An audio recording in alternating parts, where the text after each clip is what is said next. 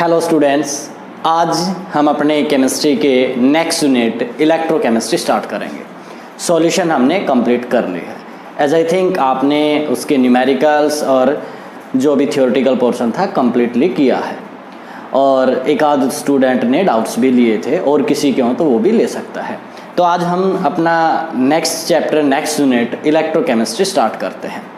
तो सबसे पहले तो बेटा यहाँ देखो, ये इलेक्ट्रोकेमिस्ट्री दो वर्ड से ही मिलके बना है। इलेक्ट्रो, जैसे हम नेम से समझ पा रहे हैं, इंडिकेट हो रहा है कि इलेक्ट्रिक करंट से रिलेटेड है, और ये केमिस्ट्री है ही। तो इलेक्ट्रोकेमिस्ट्री क्या होगा, क्या होती है? केमिस्ट्री की ब्रांच है ये। कौन सी ब्रांच है जो किसके साथ डील करेगी कि कैसे हम किसी भी स्पॉन्टेनियस रिडॉक्स रिएक्शन से इलेक्ट्रिक करंट बना सकते हैं, या इलेक्ट्रिक करंट को कैसे हम केमिकल एनर्जी में कन्वर्ट कर सकते हैं। तो branch of chemistry which deals with the study of the relation between electrical energy and chemical energy, you may से, कि how electrical energy can be converted into electric current and how current can be converted into electric energy. अब इसके case में चलो हम सबसे पहले electrolysis से स्टार्ट कर लेते हैं। इलेक्ट्रोलाइसिस क्या होता है, उसमें जो भी बेसिक टर्म्स है वो करते हैं। तो इलेक्ट्रोलाइसिस क्या होगा? सपोज हमने कोई भी एक वेसल लिया, इसमें दो इलेक्ट्रोड्स लिए, और इन इलेक्ट्रोड्स को हम एक इलेक्ट्रिक सोर्स किसी बैटरी से कनेक्ट कर देते हैं। ये मैंने की को भी ऑन कर दिया, इसमें कोई इलेक्ट्रोलाइट फिल किया। ये दो इलेक्ट्रोड्स थी हमारे, ये दो इलेक्ट्रोड ले, ये अरेंजमेंट हमने किया। तो सबसे पहले तो हमें इसमें पता हो इलेक्ट्रोलाइसिस क्या होगा। इलेक्ट्रोलाइसिस एक फिनोमेना है जिसमें क्या होगा कि जब हम कोई इलेक्ट्रोलाइट लें और उसके मोल्टन स्टेट या एक्वस स्टेट से जब करंट पास करें और वो अपने आयंस में डिकम्पोज हो जाए, ये क्या प्रोसेस हुआ? Decomposition of an electrolyte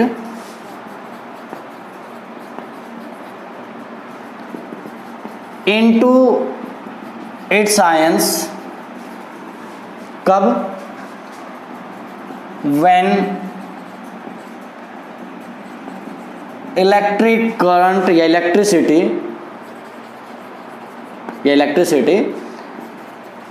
is passed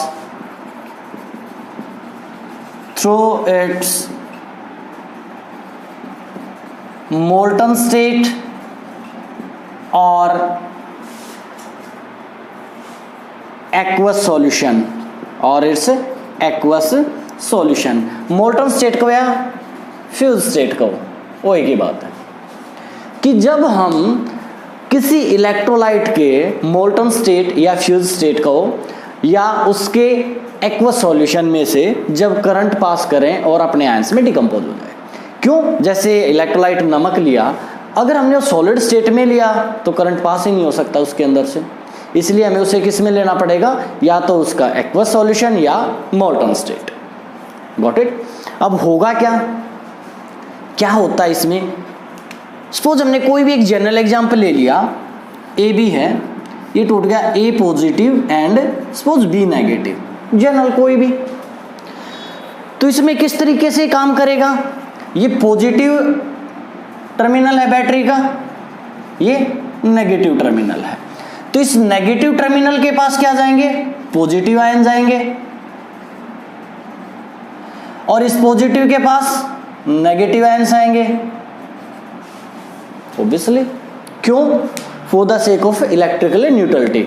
वैसे भी हमें पता है same charges repel each other and opposite attract each other, तो बेसिक यूनिवर्सल लॉ है, उसके अकॉर्डिंग ये ऐसा होगा। अब होगा क्या यहाँ जाके?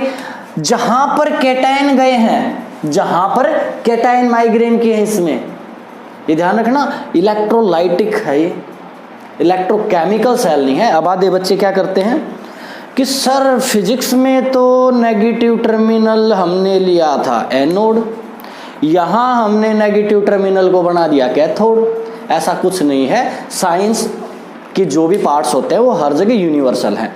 ऐसा नहीं होता है कि मैथ्स में 2 और 2 4 और फिजिक्स में 2 और 2 7 है, ऐसा हो सकता है क्या? नेवर। तो सेम ऐसे ही है, यह इलेक्ट्रोलाइटिक सेल, इसमें ये क्या होगा? कैथोड, और ये क्या होगा? एनोड। इलेक्ट्रोकेमिकल सेल में हम बैटरी यूज नहीं करते, वो इलेक्ट्रिक करंट प्रोड्यूस करता है। तब का जब इलेक्ट्रोकेमिकल सेल आएगा तब बताऊंगा मैं। अभी ये है हमारा, जहां केटाइन माइग्रेन की उसको हमने क्या बोला? कैथोड। जहां एनाइन माइग्रेन कर रहे हैं वो एनोड। तो एट कैथोड क्या होगा और एट एनोड क्या होगा? एट कैथोड जो भी केटाइन है वो जाएगा और एक या जितने भी उसे इलेक्ट्रॉन चाहिए वो लेके न्यूट्रल हो जाएगा। इस जनरल एग्जांपल को मैं कन्वर्ट कर दूं, एक्वस या मोल्टन ले ले पहले केस में, मोल्टन या फ्यूज कह दो NaCl, तो किस में टूटेगा? सिमिलर एग्जांपल ले लिया, Na positive and Cl negative, AB की तरह। तो एट कैथोड क्या जाएगा? अभी हमने बताया केटाइन, तो केटाइन क्या है यहाँ पर? Na पॉजिटिव, क्या करेगा? वहां जाके एक इलेक्ट्रॉन गेन करेगा नेगेटिव टर्मिनल से, क्योंकि वो इलेक्ट्रॉन रिच है, और ये क्या बन जाएगा? Na। अब इसमें जो पहला जो ये चेंज हुआ, वहां जाके जब ये न्यूट्रल होता है, इलेक्ट्रॉन गेन करके जैसे ही न्यूट्रल हुआ, उसे हम बोलते हैं उसका प्राइमरी चेंज। क्या बोल देते हैं उसको हम? उसका प्राइमरी चेंज। अब वो सब्सटेंस अपने प्राइमरी चेंज में भी एग्जिस्ट कर सकता है अगर एज इट इज लिबरेट हुआ, और मे बी वो फर्दर, मान लिया फॉर्म ऐसी हो जो स्टेबल ना हो, तो फर्दर अपने आप को चेंज करेगा, जिसे हम क्या बोल देंगे? Secondary change. वो कैसे? जैसे देखो, एट एनोड क्या होगा? एनोड पर हमारा Cl नेगेटिव किस में कन्वर्ट होगा? एक इलेक्ट्रॉन लॉस करके Cl में। ये क्या हुआ? Primary change. Primary change. अब Cl क्योंकि अनस्टेबल रहेगा फ्री रेडिकल के साथ, 2 Cl जुड़ेंगे और Cl2 गैस में कन्वर्ट हो जाएंगे। ये क्या होगा? हमारा सेकेंडरी चेंज। क्या होगा ये? Secondary change. तो अगर वो सेम फॉर्म में एग्जिस्ट करे तो उसे क्या बोल देंगे? वो सीधा प्राइमरी है। अगर फर्दर चेंज करे तो सेकेंडरी चेंज है। ऑरल रिएक्शन लिखे तो इसमें क्या आएगा हमारा? 2Na positive plus 2Cl negative, ये मिलके देंगे हमें 2Na प्लस Cl2 गैस। कुछ बोर्ड के एग्जाम्स में जैसे HBSC में और कई बोर्डों में भी आ जाता है, ये पूछ लेता what are the products at cathode and anode when molten NaCl is electrolysis. तो मोल्टन NaCl में कैथोड पर क्या आएगा? Na, और एनोड पर Cl2। इसी को अगर मैं चेंज कर दूं, किससे? एक्वस से। मैंने क्या किया? एक्वस NaCl लिया। इसको मैं ऊपर लिख रहा हूं, अभी रेज इसलिए नहीं कर रहा ताकि आपको फर्क पता चले क्या होगा।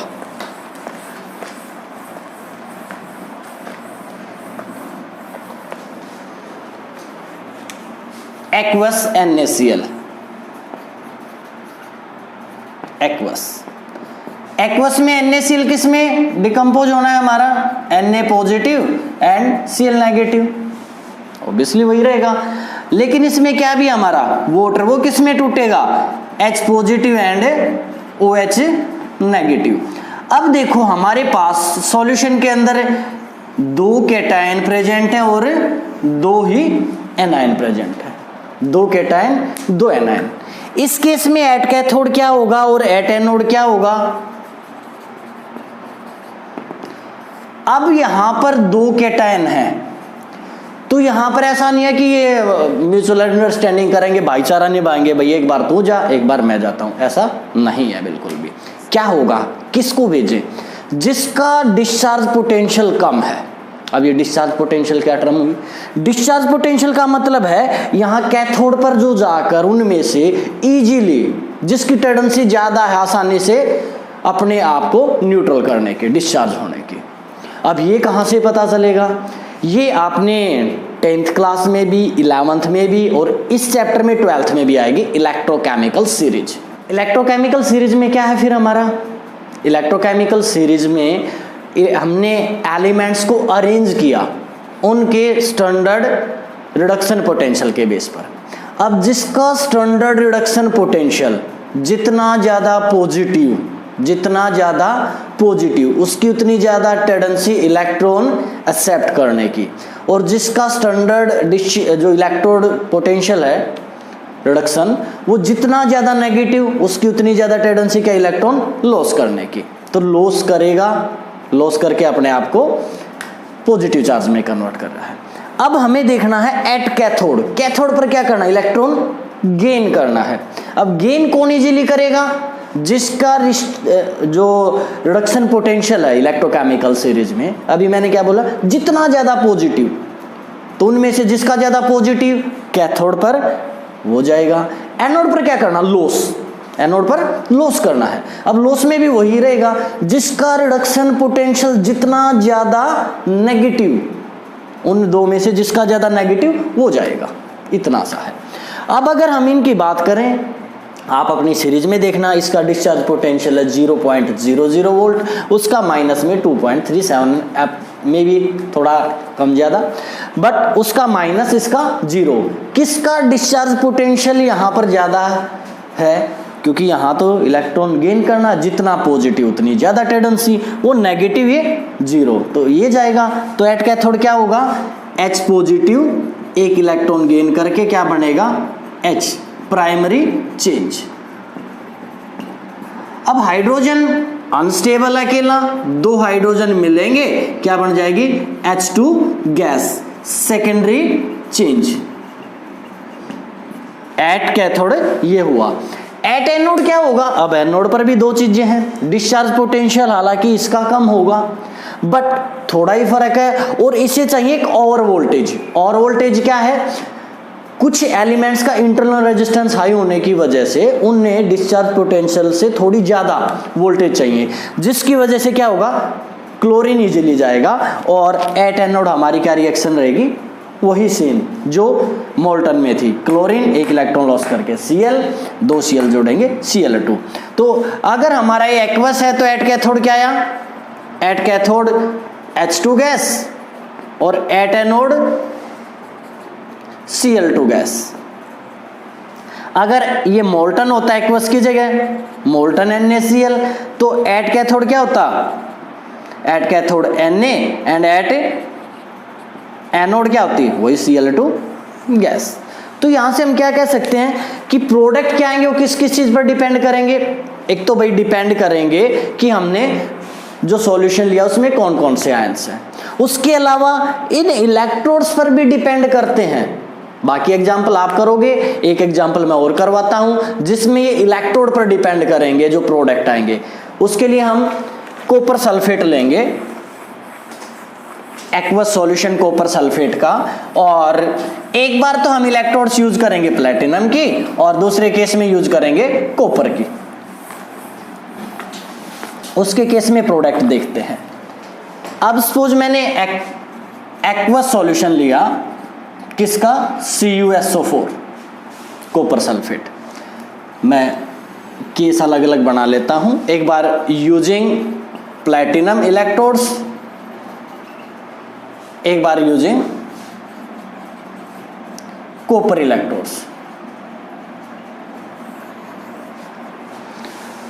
क्या चेंजेस आएंगे, कॉपर सल्फेट जो है वो किस में टूटना है हमारा, Cu2 positive and SO4 2 negative. Aqueous solution है तो क्या होगा हमारा H positive and OH negative. अब आप एनोड और एट कैथोड, अब क्योंकि आपको ध्यान आ गया कैसे करना है तो आप खुद भी साथ साथ कोशिश करेंगे। अब हमारे, मैं पहले कैथोड लेता हूं, चलो कैथोड पर क्या क्या चीजें हैं, Cu2 positive and H positive. तो मैं थोड़ा सा रिमाइंड करवाता हूं, हम 10th क्लास में भी और उससे पहले के में भी शायद आपने यूज किया होगा, अपर में करते ही हम, कि अगर मैं एक रिएक्शन लिख दूं Cu प्लस H2SO4 डाइल्यूट, क्या प्रोडक्ट आएंगे। अब जिसने बोला नो रिएक्शन वो ठीक है, और भाई किसी ने बोला CuSO4 प्लस H2 तो गलत है। जिंक होता तो होता ZnSO4 प्लस H2।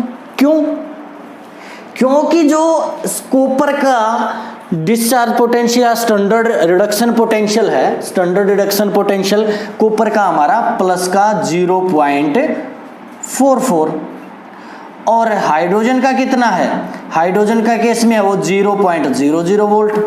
तो हमने बताया था जिसकी जितनी ज्यादा पॉजिटिव इलेक्ट्रॉन लेने की टेंडेंसी उतनी ज्यादा। अब कॉपर की कितनी है, प्लस की 0.44, इसकी कितनी है 0, तो इससे तो इलेक्ट्रॉन ले सकता है। अब ये H2 गैस कब निकलती, जब इस 2H पॉजिटिव को 2 इलेक्ट्रॉन मिलते और वो देते हैं कौन, मेटल, तो H2 गैस निकलती। लेकिन कॉपर तो उसी से मांग रहा है तो H2 गैस नहीं निकल सकती। गॉट इट, इसलिए नो रिएक्शन लिखते थे। तो ये बताने का मेरा मेन एम क्या था कि यहां पर अब हमें पता हो कैथोड पर ये जाएगा या ये, इसका डिस्चार्ज पोटेंशियल कम है तो कॉपर 2 पॉजिटिव जाएगा, क्या करेगा वहां 2 इलेक्ट्रॉन गेन और क्या बनेगा, कॉपर बन के वहां एडजॉर्ब डिपॉजिट होता जाएगा। Got it, primary change. At anode क्या हुआ एनोड पर, एनोड पर अब हमारा क्या जाएगा, इन दो में से डिस्चार्ज पोटेंशियल SO4 2 नेगेटिव का कम है या OH नेगेटिव का कम है, तो इसमें OH नेगेटिव का कम है, OH नेगेटिव जाएंगे, 4 OH नेगेटिव मैं डायरेक्ट ले लेता हूं, 4 इलेक्ट्रॉन लॉस करके क्या बनाएंगे 4 OH न्यूट्रल, ये हमारा प्राइमरी चेंज। अब ये है अनस्टेबल, अब क्या होगा, अगर ये अनस्टेबल है तो 4 OH ये कन्वर्ट हो जाएंगे 2 वाटर मॉलिक्यूल में और एक O2 में। तो इसमें क्या प्रोडक्ट है, at cathode copper and at anode, anode पर क्या है O2 गैस। Got it. अब चलो दूसरा केस लेते हैं। दूसरा केस क्या है हमारा, दूसरा केस है यूजिंग कॉपर इलेक्ट्रोड्स। यहां किस चीज की थी, प्लेटिनम की, या कोई और नोबल मेटल ले सकते थे हम। यहां पर हमने कॉपर की इलेक्ट्रोड्स लगाई तो एट कैथोड क्या होगा, वही कॉपर 2 पॉजिटिव जाएगा, 2 इलेक्ट्रॉन गेन करके क्या बनेगा Cu, प्राइमरी चेंज। अब एट एनोड ध्यान से देखना, एनोड पर क्या करना है, इलेक्ट्रॉन लॉस करने हैं। अब हमारे पास क्या क्या है ये जरूर ध्यान रखना है। अब हमारे पास एक तो SO4 2 नेगेटिव, OH नेगेटिव, सिर्फ इतना ध्यान मत रखो, ये भी तो ध्यान रखना होगा हमारी एनोड किस चीज की है, दैट इज ऑफ कॉपर। अब इन दोनों से कॉपर का डिस्चार्ज पोटेंशियल कम हुआ तो एट एनोड क्या होगा, जो कॉपर है वही 2 इलेक्ट्रॉन लॉस करके क्या बनेगा Cu2 पॉजिटिव या Cu2 पॉजिटिव प्लस 2 इलेक्ट्रॉन्स। आपको थोड़ा ध्यान भी होगा कि अगर हम इम्प्योर कॉपर की रोड यहाँ लें, प्योर यहाँ ले, तो क्या होता था, ये सॉल्यूशन में आता जाएगा, वहाँ प्योर लिबरेट होता रहेगा, और नीचे अगर इसमें कुछ इम्प्योरिटी है तो नीचे एनोड मड की फॉर्म में बची थी। मेटलर्जी में तुमने पढ़ा था 10th में वो जो भी है मेटल नॉन मेटल, और इस बार भी आएगा हमारा चैप्टर बेसिक प्रिंसिपल मेटलर्जी के, उसमें फिर यूज करेंगे हम ये रिएक्शन। तो आई होप पता चला किस किस चीज़ पर डिपेंड करता है हमारा इलेक्ट्रोलाइसिस, कि हमने किस चीज़ की इलेक्ट्रोड्स ली हैं, उसके अंदर कौन कौन से आयंस प्रेजेंट हैं, इनके ऊपर मेनली वो डिपेंड करेगा। Got it. अब इसके बाद हमारे फेरेडे लॉ आ जाते हैं। आज हम फेरेडे लॉ करेंगे, 2 हैं दोनों, और उसके न्यूमेरिकल फिर नेक्स्ट लेक्चर में देखेंगे आगे।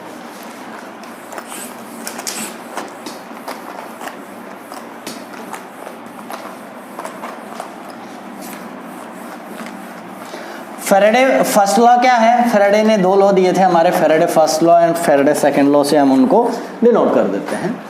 According to Faraday's first law, first law ने कहा जो हमने इलेक्ट्रोड्स ली हैं इन पर कोई सब्सटेंस डिपॉजिट हुआ या कोई गैस वगैरह जो भी लिबरेट हुई, उसका जो मास है वो किसके डायरेक्टली प्रोपोर्शनल होगा, quantity of electricity. The mass of substance deposited or liberated at any electrode is directly proportional to the quantity of electricity pass through the solution, मैंने इट लिख दिया। कैसे? इसने कहा जो भी वेट डिपॉजिट या लिबरेट हुआ है डायरेक्टली प्रोपोर्शनल है क्यू।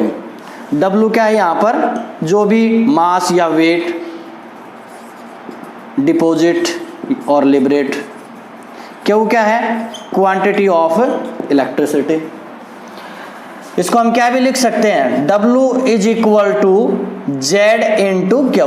जेड क्या है यहाँ पर? प्रोपोर्शनलिटी कांस्टेंट है, जिसे हम क्या बोल सकते हैं? Electrochemical equivalent. Electrochemical equivalent. अब अगर हमें डिफाइन करना है what do you mean by electrochemical equivalent, अगर ये 1 हो जाए तो इक्वल होंगे। Electrochemical equivalent may be defined as equal to the mass of substance deposited or liberated at an electrode। कब? when quantity of electricity is unity, जब quantity of electricity unity हो। ये क्यों हमने पढ़ भी रखा है, किसके इक्वल होता है? I into T. तो मैं यहाँ W इज इक्वल टू क्या भी लिख सकता हूँ? Z into I into T. यहाँ से दूसरी डेफिनेशन भी दे सकते हैं हम Z की, कि electrochemical equivalent may be defined as equal to mass of substance deposited और liberated when 1 ampere current is pass through the circuit for 1 second. ये दोनों 1 हो जाए। Got it? ठीक है, ये फर्स्ट लॉ है। जेड कैसे निकालेंगे ये मैं सेकंड लॉ करवा देता हूं, उसके बाद एक साथ करेंगे हम जेड भी। अब इसके केस में देखो जेड क्या होगा? जेड निकालने से पहले मैंने कहा second law, Faraday second law क्या है? इरेज करके फिर लिखते हैं सेकंड लॉ।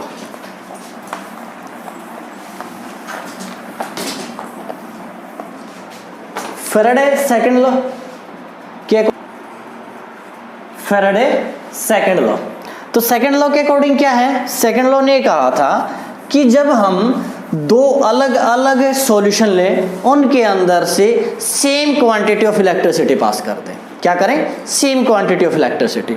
अब सेम क्वांटिटी ऑफ इलेक्ट्रिसिटी 2 तरीके से पास कर सकते हैं। दोनों पर इक्वल पावर के हम बैटरी कनेक्ट करें, सेम टाइम के लिए पास कर दें, या दोनों सॉल्यूशन को हम सीरीज में कनेक्ट कर दें। ये आपको पता है फिजिक्स में बहुत बार यूज किया आपने और आता है, अभी भी आएगा, कि अगर कोई भी रेजिस्टेंस या कोई भी सब्सटेंस, कोई भी कंडक्टर्स हैं, हम सीरीज में कनेक्ट करें तो क्या बढ़ता है? Potential difference. करंट क्या रहेगा?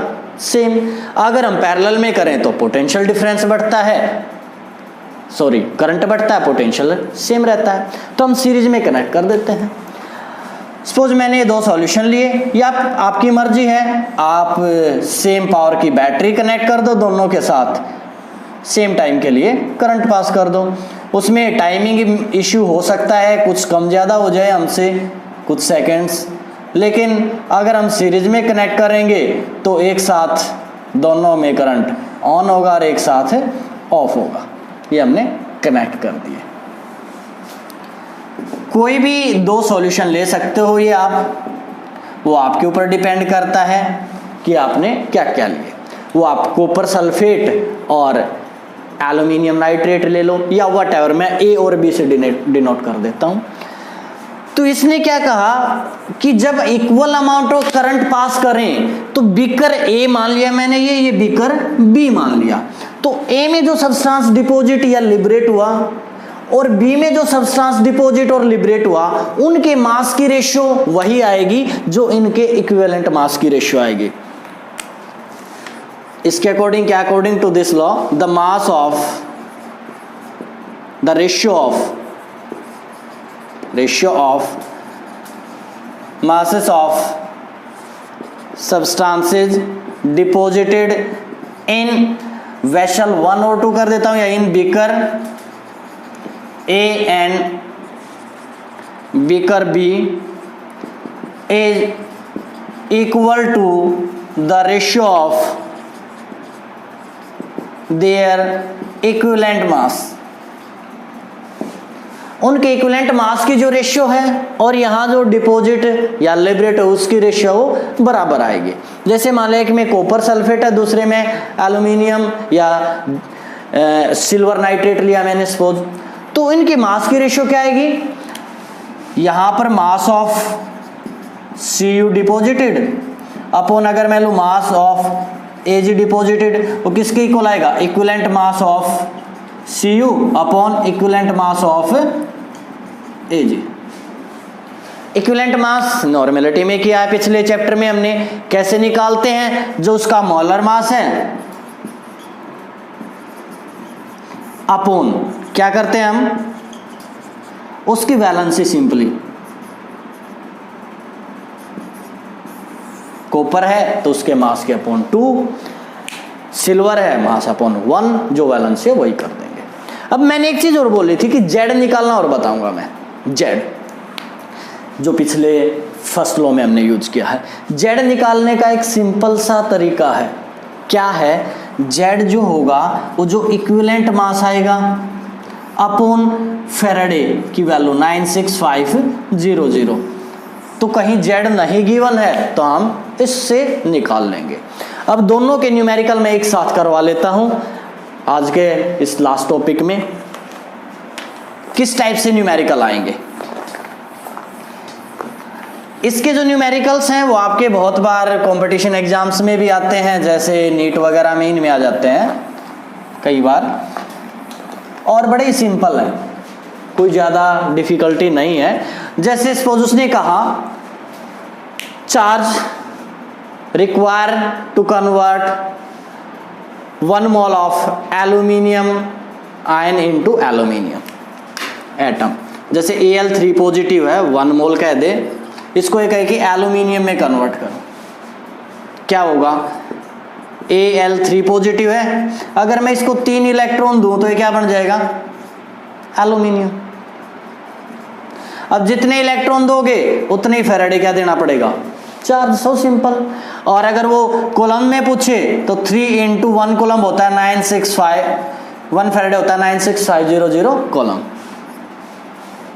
अब इसको थोड़ा सा बदल देते हैं, वो कहे charge in coulomb to convert 2.7 gram Al3 positive into Al। अब ये भी ध्यान रखना कितने के लिए है, ऐसे ही नहीं कि ऐसे ही चलते रहे कि Al3 positive plus 3 electron convert हुआ, ठीक है हुआ, लेकिन ये 1 मोल का केस था। अब वहां पर पहले मोल्स निकाल लेंगे। Given mass 2.7, molecular mass 27 moles 0.1। तो 3 फेराडे चार्ज किसके लिए चाहिए था? 1 मोल के लिए। 0.1 मोल के लिए कितना चाहिए? 0.3 फेराडे, तो यहां से एक 0 खत्म। सपोज वो कह दे कि 54 ग्राम H2O को कंप्लीटली ऑक्सीडाइज करना है, 54 ग्राम, तो पहला काम क्या करना है? 1 मोल के लिए देख लो और इसमें मोल देख लेंगे।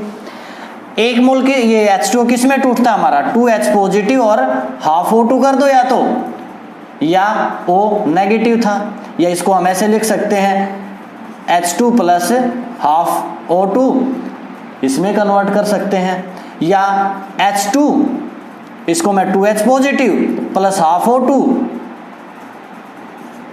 प्लस 2 इलेक्ट्रॉन, किसी भी फॉर्मेट में लिख सकते हो, वो आपके ऊपर डिपेंड करता है। अब हम यहां से देखेंगे, या तो H की फॉर्म में उठा लो 2H पॉजिटिव प्लस 2 इलेक्ट्रॉन मिलके क्या देता? H2, या हाफ O2 इस 2 नेगेटिव, इसमें से 2 इलेक्ट्रॉन कम करते क्या बनता तुम्हारा? O2, ये बन जाता। तो जिस भी फॉर्मेट में हम उठाना चाहें उठा सकते हैं। इलेक्ट्रॉन कितने रिक्वायर होंगे? 2 इलेक्ट्रॉन अगर रिक्वायर है तो चार्ज कितना रिक्वायर होगा? 2 फेराडे। कितना? 2 फेराडे। कितने के लिए? 1 मोल H2O वी रिक्वायर 2 फेराडे। देखो 1 मोल के लिए कितना चाहिए? 2 फेराडे। 54 ग्राम में कितने मोल हो जाएंगे? Given mass by molecular mass 3 moles. 3 moles के लिए कितने होंगे? 3 moles of H2O require 2 into 3 Faraday यानी कि 6 फैराडे। अगर इसको कॉलम में कन्वर्ट करना तो 96500 से मल्टीप्लाई कर दो, तो सिंपल से है। सेकंड पर ही लग रहे होंगे सारे न्यूमेरिकल या फर्स्ट पर लग रहे हैं? दोनों पर हैं। अगर वो ये भी कह दे, वो दूसरे तरीके से पूछे कि अगर वो पूछे कि 2.7 ग्राम एल्यूमिनियम Al2O3 को दे दे, जो भी दे वो से 2.7 ग्राम एल्यूमिनियम निकालने के लिए हमें वो करंट की वैल्यू हमें दे दे, टाइम पूछ ले या टाइम की वैल्यू दे और वो करंट पूछे कितना करंट चाहिए या कितनी क्वांटिटी ऑफ इलेक्ट्रिसिटी पूछ सकता है। तो फर्स्ट में हमने क्या पढ़ा था, W is equal to Z into Q. अब यही न्यूमेरिकल दिया कि उसने कहा 2.7 ग्राम एल्यूमिनियम हमने लिबरेट करना है और डिपॉजिट करना है, और वो कहे कि करंट है हमारे पास 2 एम्पियर का। करंट क्या है? 2 एम्पियर। W भी दे दिया उसने हमें, कितना दिया? 2.7 ग्राम।